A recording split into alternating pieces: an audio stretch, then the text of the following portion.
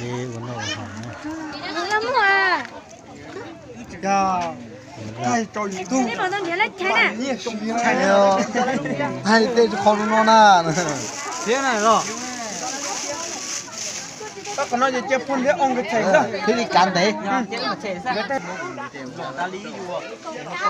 lạp nữa Thay trầu YouTube là chỉ cho thay trâu sốt tông cho hồi YouTube thì tôi nhớ.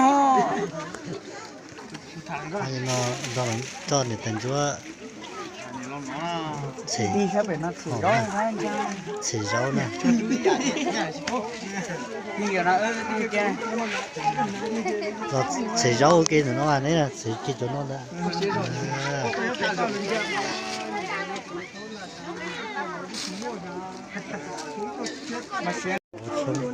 xuân thì chúng nó còn no thôi đi ra no thôi cá thế này cho có lia này để thì cho có lia cam rồi cho có lia này mà cho lạt này chúng nó quay được không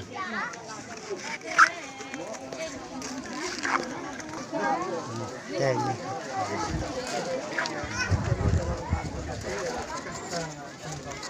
lạt này Đây à. Đi. Chúa.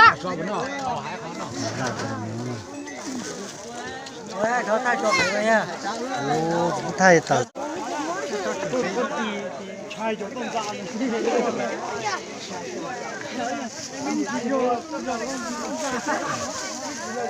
ra. Chứ có tôi vào bằng nào? Là khó ra nữa. Đầu xã hội giờ tia là cái anh trai chỉ lái lò không? Cái gì như trong những sao thế? tên no của nó tên no này Ui giời nó vậy hiệu là cá sập lở này. Cho nó thay trôi thôi nào. Nhiều đấy. Nhiều đấy. rửa chả Đi con bia thôi. đúng vậy Đâu ha? Không nó chỉ tao lấy. Cái nạc cái rừng á không là. không biết sự cái gì vậy cơ sao rùa hả? Con đò với con sao rùa này là con đò gà.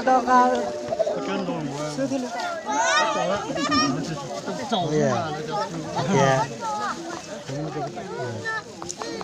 Ở đây có cho còn lấy cho đò. chơi được có chơi nào à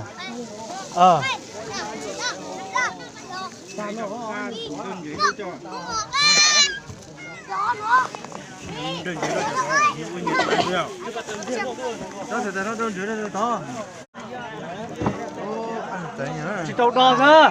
Tại nó bé còn không mình chuyển chế đâu thật sao? Nhà bố như thế thôi. Tua cái gì tôi nữa nhá.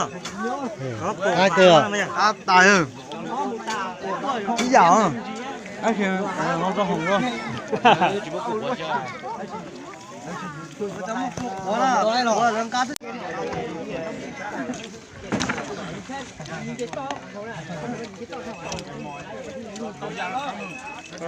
Nhà lú lì bắt tay. Nó cũng thế à, hết rồi. Chắc tới thôi à.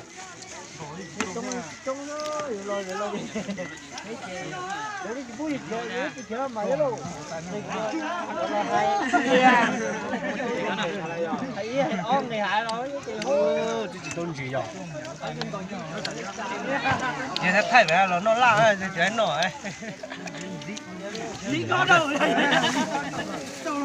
Thế là tại một thùng cô chỉ nhặt nó là.